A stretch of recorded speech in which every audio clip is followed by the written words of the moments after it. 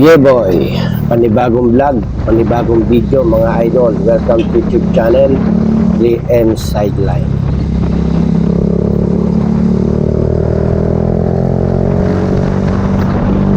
Papunta nga tayo ng Baguio City at dito tayo dumaan sa Cannon Road. Isa sa pinaka delikadong daan kapag aakyat ka ng Baguio. Kung dadaan ka dito ng medyo sa panahon, may bagyo, umuulan, mas maganda pa mag Marcos Highway ka na lang para mas safe ang biyahe. Kasi dito ay talagang napakatataas ng bangin at bundok na halos ikaw ay nagigitnaan ng mga kabundukan at matataas na bangin. Kaya dito ay pinagbabawal na dumaan kapag masungit ang panahon.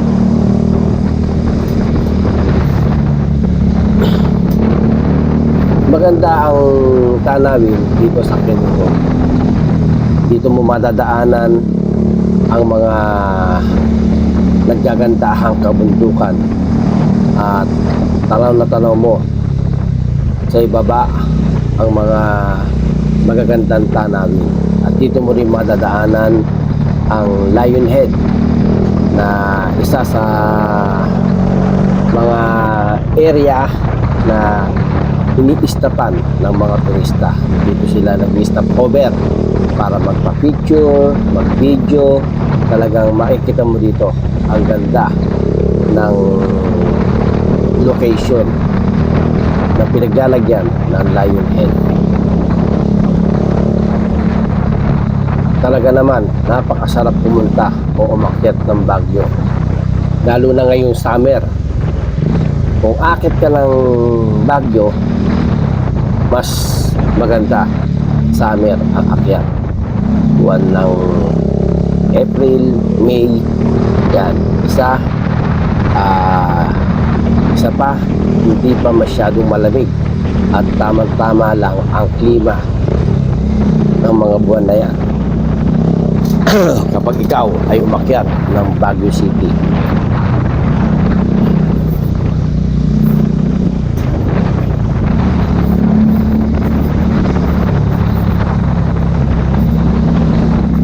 Napakaganda ng daan, swabe-swabe ang biyahe. At siyempre dito ay iba yung pag-iingat din ang kailangan natin gawin sa ating pagmamaneho ng motorcycle o sasakyan.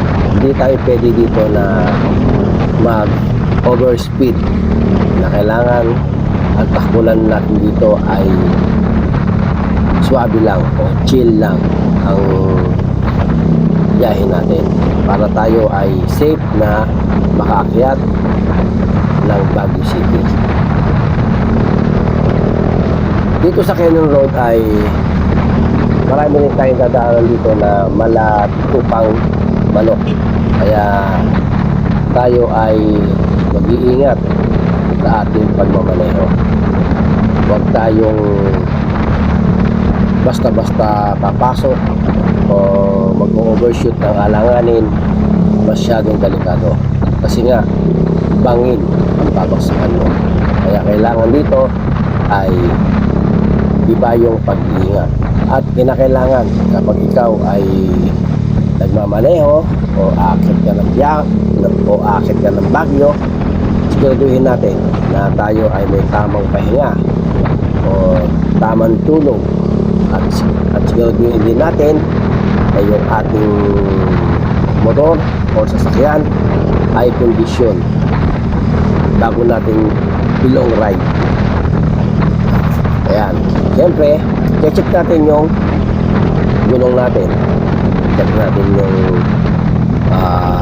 ilaw, kusina, ayan, yung battery, yung tubig, check natin yan. Lahat ng parts ng ating motor ay kinakailangan natin busisiin mabuti bago tayo mag long ride. At syempre, kinakailangan din tayo ay energetic din at kumpletong-kumpleto ang ating pahinga bago tayo bumiyahe. At isa pa, siyempre, una sa lahat, bago tayo sumampa ng sasakyan o ng ating motor, tayo ay humingi muna ng patnubay at gabay sa ating pong may kapal na tayo ay gabayan sa ating pagmamaneho o sa ating pupuntahan na sana tayo ay makarating ng matiwasay, ng walang aberya o anumang sakuna na mangyayari sa daan.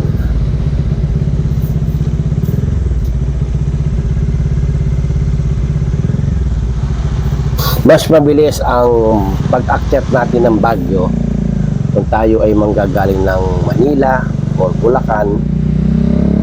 Dadaan tayo ng NLEX at ECTEX. After ng ECTEX, papasok tayo ng TPLEX.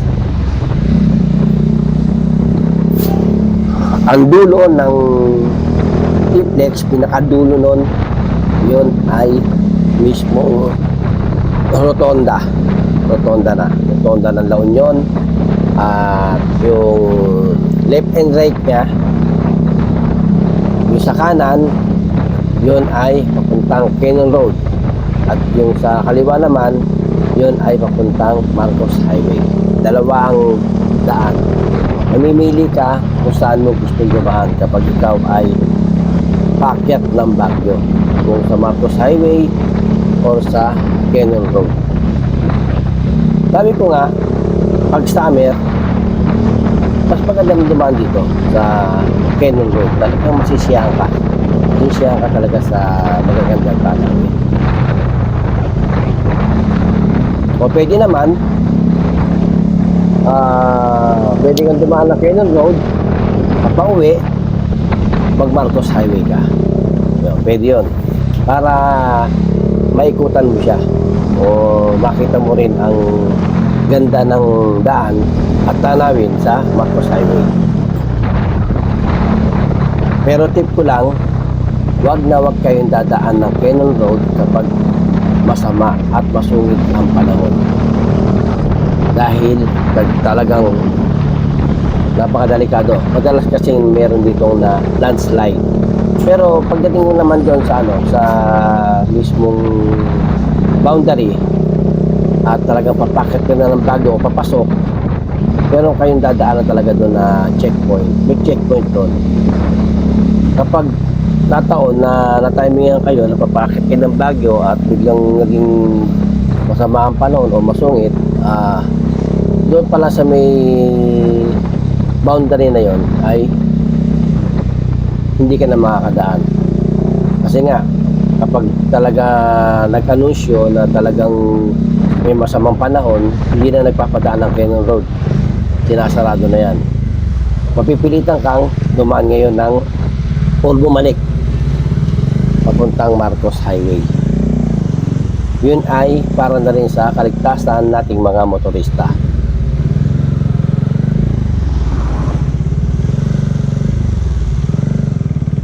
Bulat pa lang tayo. Sabi, maganda yung daan dito. Meron nga lang dito napansin, ayan, na traffic dito. Medyo bumagal. Meron dito ang kaprasong rough road. Ayan. May kaprasong rough road tayong nadadaanan dito. Malamang ito yung talaga yung madalas na kakaroon ng problema dito sa area to. Siguro nung mga nakaraang taon o bagyo na nasira. Ayan. Kaya inaayos to para simentohan ulit ng bago. Rough road.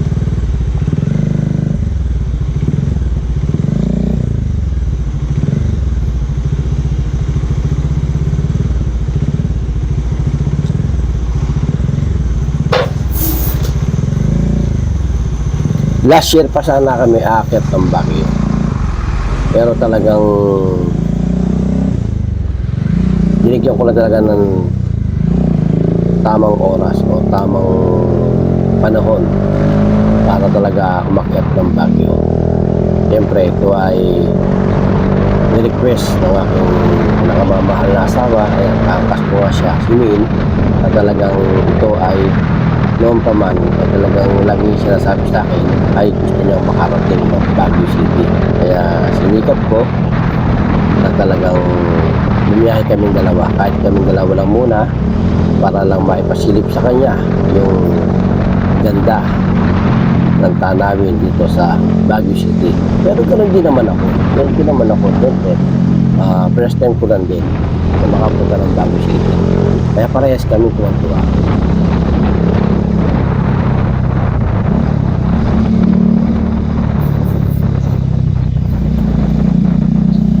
Masarap talagang balik-balikan itong Baguio City.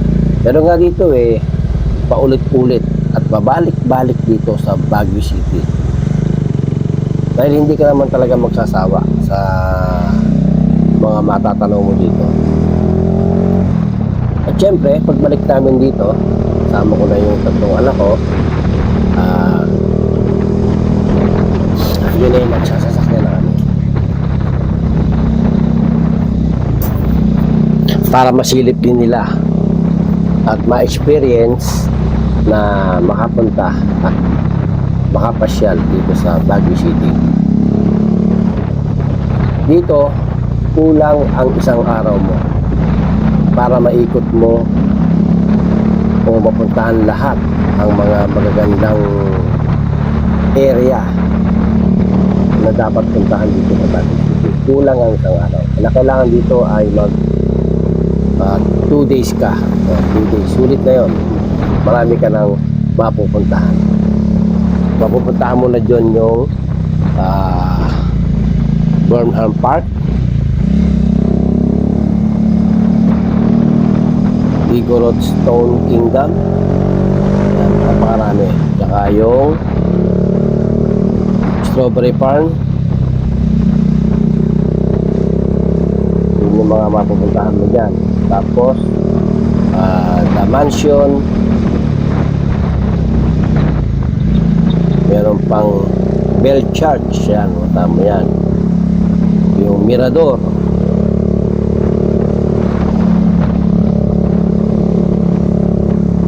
at mga Sky Ranch. Meron din si Sky Ranch yan. Mas maganda ang Sky Ranch dito sa Baguio City.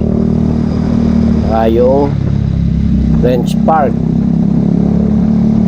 at yung simbahan ng Baguio City, Baguio Cathedral, Night Market,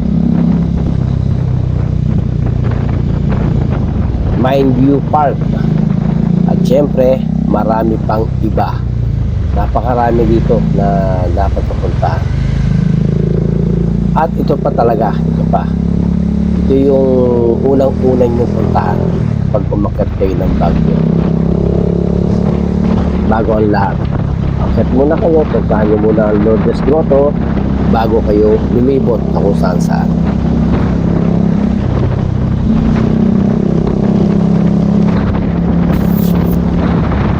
Alright.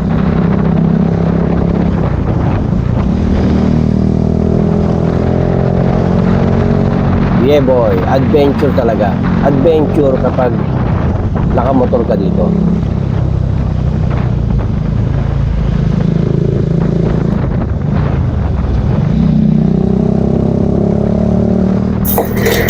Lalo na kung marami kayong bibiyahe. Halimbawa, mga 6 kayo, kahit na 4, pwede na yun. Sarap ang feeling kapag nakamotor.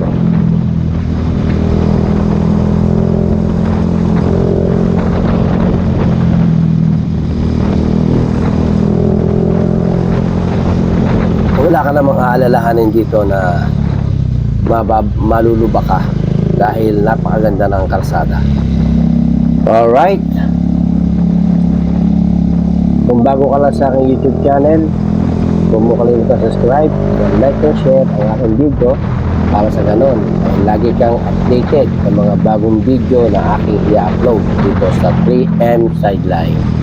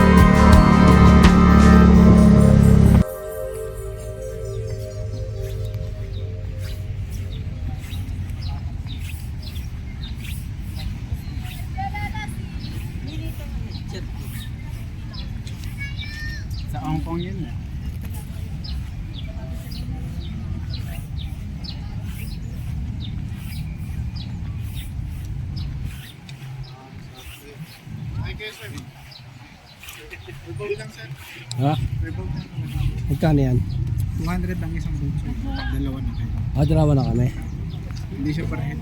Ilang ano yun? Ilang... Kalating oras kayo. Ikot-ikot lang dyan. Lawak yan sir. Malawak yan? Maliit lang tignan dito yan. Pero pag nandiyan ka na, mas maluwag kayo. Okay. Meron namang nagkakasagwan? Pwede rin kayong magrenta ng tagasagwan mo. Additional 50 pesos. Hindi, kung kami lang magkasagwan. Pwede yan, 200. Yun, pinapadyakan lang, gano'n? Pwede yan kung padyak, pero 300 ang padyak. Yung sagwan. Madali ba isagwan yan? Dali lang, kasi magaan lang yan. Dalawa lang kayo. Okay. Sige. Balik kami. Ayaw mo?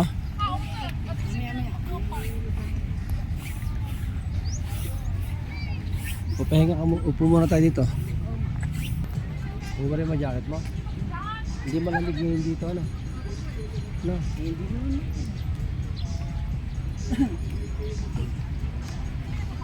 Ayan. Tama yung klima lang dito sa Baguio City. Hindi masyadong malamig. Mas mamaya, strawberry. May bago kami, Mr. Chips. Ayan.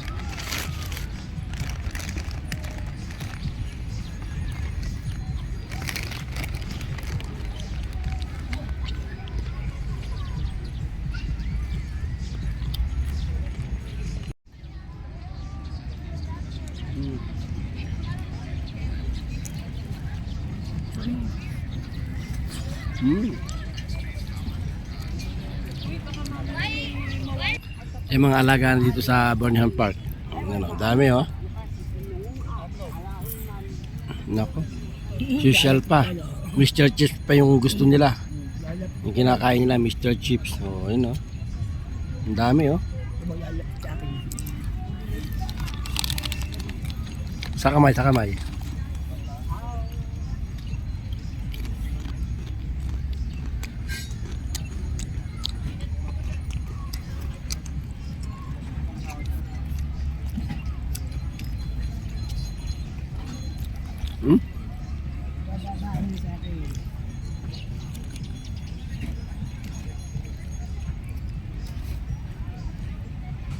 Kaya lang hindi mahawakan, no? Nag-aaway pa yun. Wow. Dito sa akin, no? Ang dami eh. Doon galing yan, no? Doon, no? May bahay. Ayun, no? Kaya yung pinakabahay nila, oh. Ayun, no? Yan.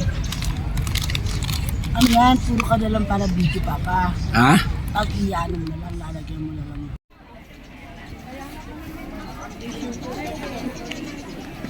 Oh. Yaw! Yan. Yaw!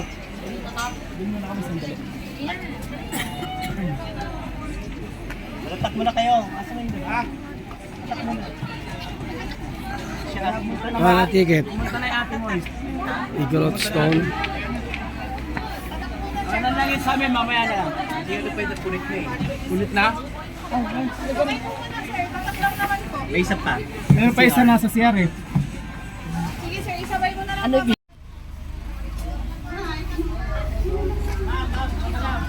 Ay, laki ng aso. Grabe yung aso, oh.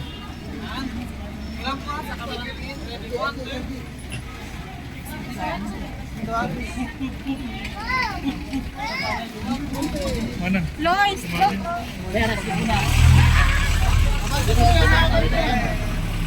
Ha?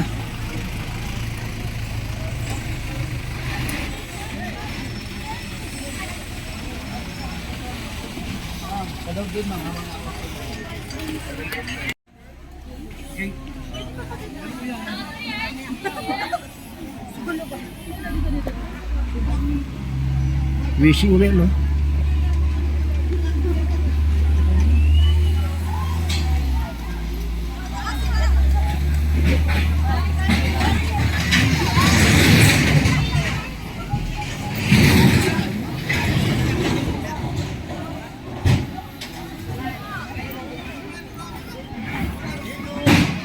Doon sa kabayo, pipicture lang kita.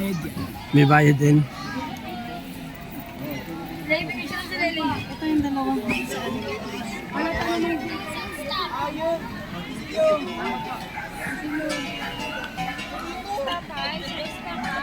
Ayun o, picture tayo dyan ng mga ano na yan, oh. Picture. Ha?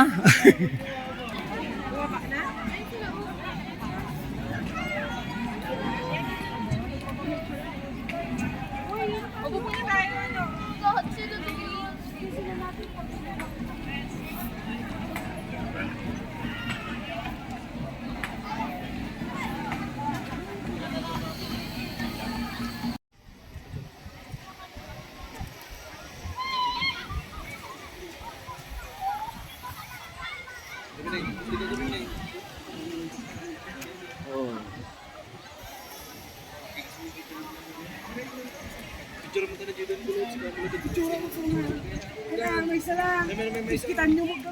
Hindi mo nga, kaya mo.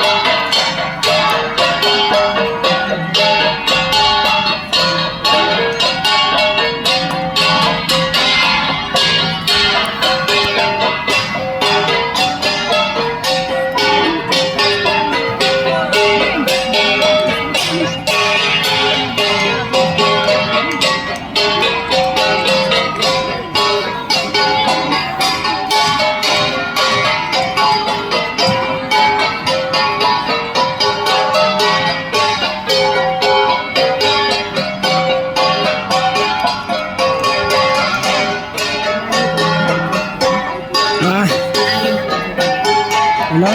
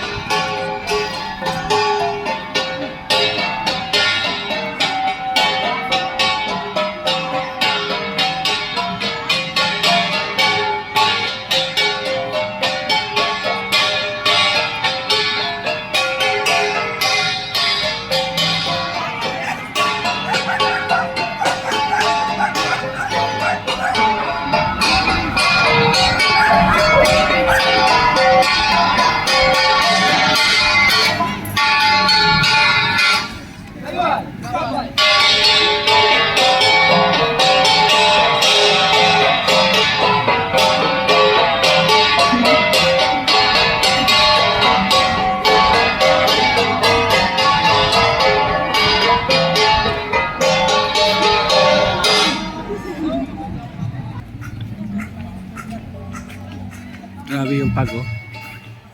Ha?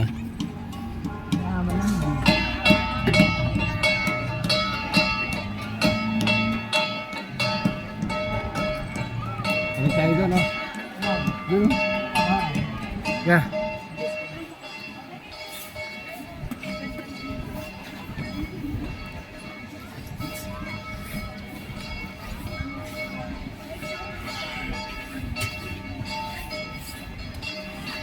Meron po, kung kayo dito ang daan eh.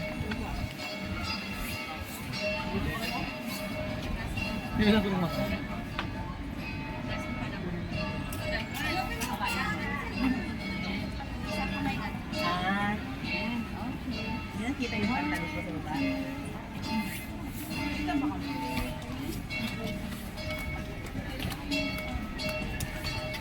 Ako namin lang tawang sa imo na nga. Okay na na.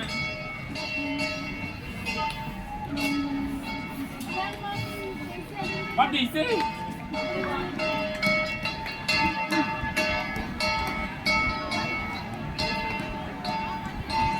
Eh?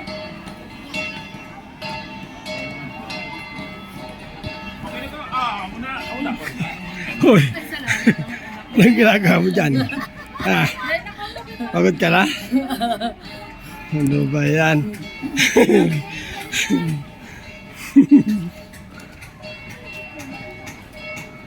Ay, ako.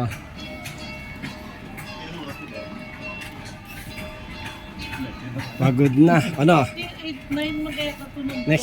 Next destination tayo. Main view. Baba na tayo? Hindi, video na yun. Eh, okay na. Video na? Oh, huli ka na. Video muna tayo.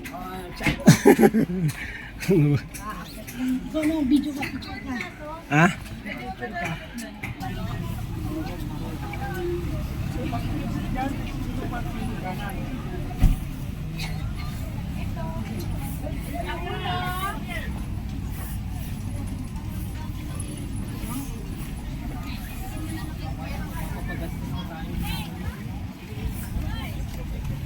Sulitin na natin. Ice cream!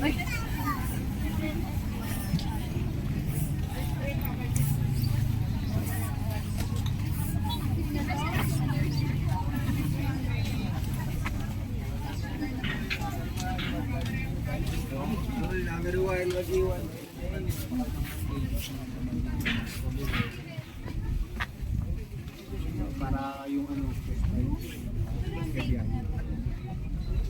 yes ma'am, mamimitas po ba sila sir? Mamimitas ka ba? Tapos mainit niya. Ay, Malamig yung hangin. magkano pagka mamimitas? Pag mamimitas po sir is 700 isang kilo natin. Group picking naman na po yun sir. Kung may kasama pa po kayo Pero sa kung ano lang. Ang dalawa lang kayo, pwede naman po. Kung gusto nyo pong mamitas. Ayoko na mamaya. Pag ayaw ko mamitas. Pwede naman po, pagpapasya lang po kayo. Thank you. Napakabawi din talaga eh. Ha? Maganda nga yung pita sa ano eh.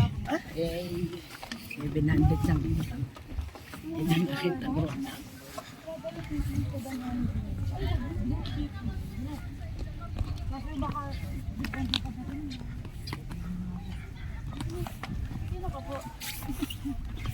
Ikaw ba rin yung jacket? Nadal, hawa ko mo jacket ko. Lalagay ko sa ulo ko kasi init. Ay, wag na yan. Marami akong tatanggalin eh. Parang wala, parang wala. Talagang mundo ko ano eh. Mag-helmet talaga ako. Hindi. Mainit ka eh. Eh di ko pa rin ito iyan mo. Ayan o. Oh. Oh. Ayan. Ay, makintab talaga siya. Ayan yung ano na yung strawberry. Ganyan pala siya no. Pwede naman tayong pumitas dyan. Pupunuin natin yung bulsa natin. Ha? Malay ba nila? Eto, ito. Oh, oh.